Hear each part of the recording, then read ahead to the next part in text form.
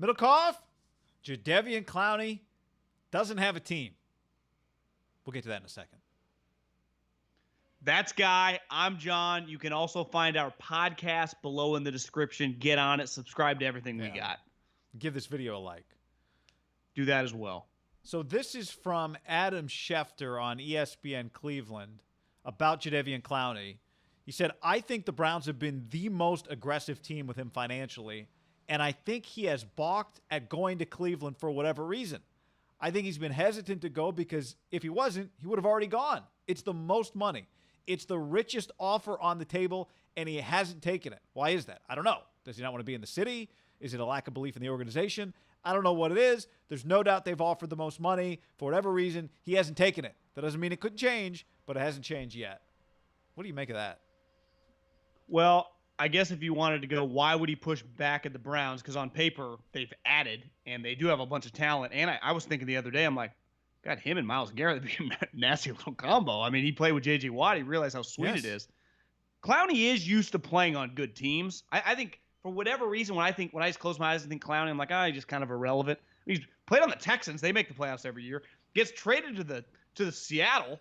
They come within 6 inches of winning the West, win a playoff game. It's not like Clowney plays in meaningful games. I wonder if he just looks at the Browns, just the negative kind of connotation that surrounds them. You also wonder if the historic money that got passed out, what was it, probably 18 months ago to Donald and Mack, he has to feel they were in his draft class. They were drafted after him. You know, sometimes you're warped in the view of yourself. You've been the number one player. I mean, Guy, coming out of South Carolina, you and I live on the West Coast. I remember hearing about him as like a sophomore, junior in high school.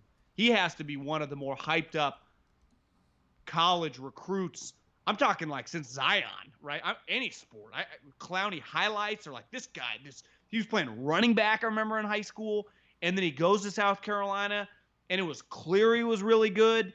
Even the mail-in third, junior season when Spurrier was taking shots at him, it was just. And then he gets drafted 1 overall. Remember this? Then he kills a dude from Michigan.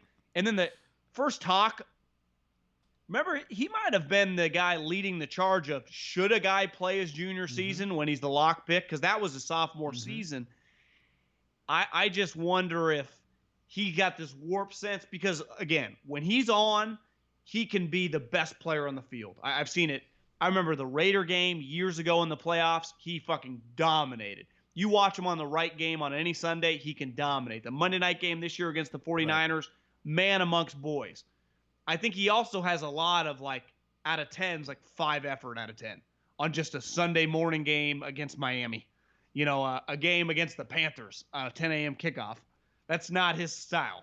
And it's like, well, I can't give you 80 guaranteed, Clowney, if that's kind of what if your effort gets questioned. And I think he'd go, well, I've made $50+ million. I'm in no rush to sign what I view as I think he's just kind of in an impasse. And I don't think all of a sudden some team's is going to go, okay, let's give him the Khalil Mack deal in training camp, right? I think the money's kind of the money.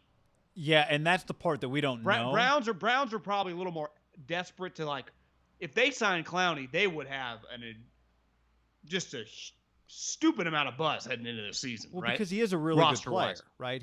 Before last year, he was back-to-back 9+ sack seasons. He's a winning player, and he's good.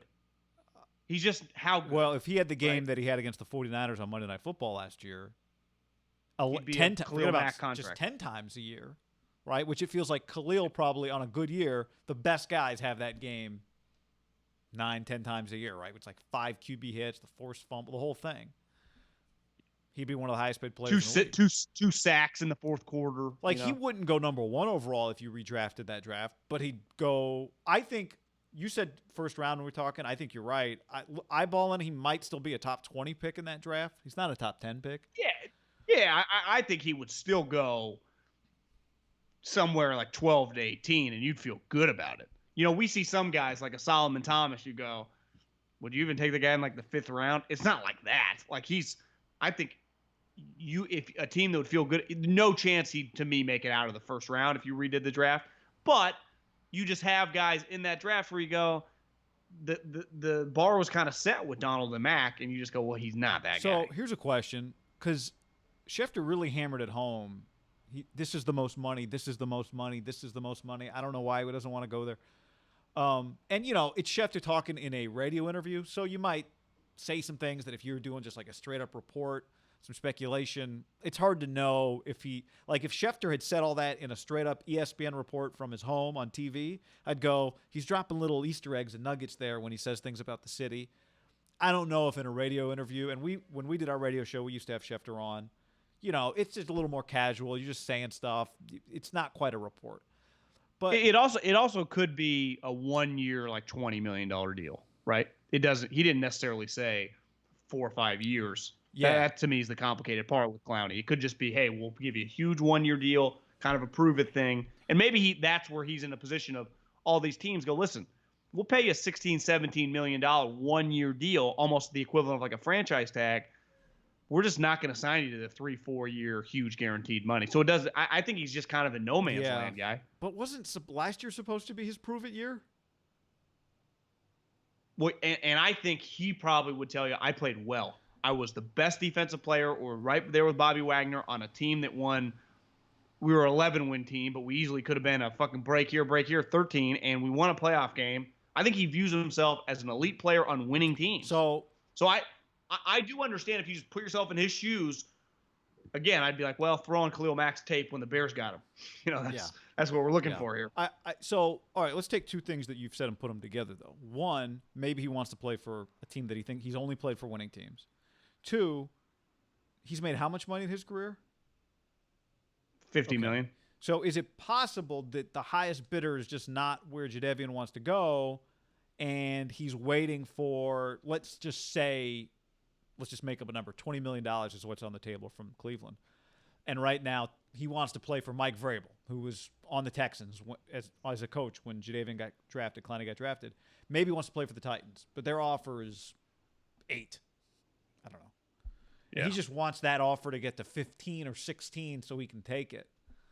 I mean, usually not a lot of salary cap space in the middle of the summer in the NFL, right? For good particularly for good teams. Yeah, right? It gets dried up. It gets dried up. And there's just going to be a large percentage of good teams that I don't think view this guy as something worth paying a lot of money to, right? There are going to be a handful of teams that just go, we would take him at a discount. We would take him as a bargain. We will not pay market value for this player because his market value is a lot of money.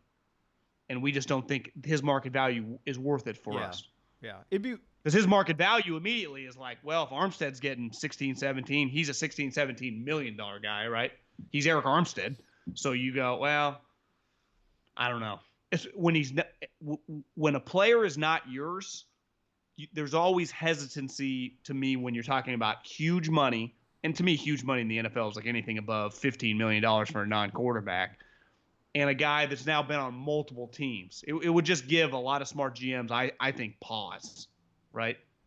No one disputes the risk with this player, given every team in the league. If he's like, I'll play 1 year for $7.5 million, like I think 30 teams would be like, okay. Yeah.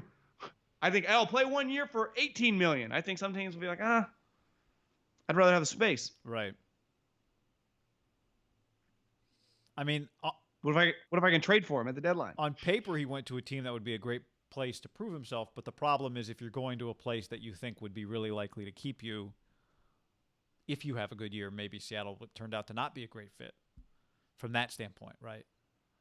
Like if he just wanted to make the most money possible, getting traded to Washington or something like that, someone with a ton of cap space maybe would have been better, big picture, if that's what he's – see, the hard thing is I don't know exactly what he's after. And to your point, we're so far now in the process that it's a weird situation. I think that's just it's getting weirder. But he's a good. That's the thing. He's a good player, and that's what kind of makes this interesting as a wild card. This is a good player that's just out there, and we don't really know what it is he's looking for. Cleveland would be one of those spots where you just, like you said to start the video, you go, "Damn, Clowney just ended up on the Browns defense. That's pretty good." Yeah, but you know how good teams hover. That if all of a sudden he gets mad, he's like, screw it, I'll just go to the best team possible for cheap and do a 1 year prove it deal. Sometimes that happens when you put yourself in these situations in the summer. So he's going to be a Patriot? Yeah, or like an Eagle or a Oh, the Eagles Cowboy. would. Just all of a sudden you're like, what? Eagles would love him. The Vikings. You just keep your eye on like good playoff teams that could get him for cheap. Let us know what you think about Jadeveon Clowney down in the comments below.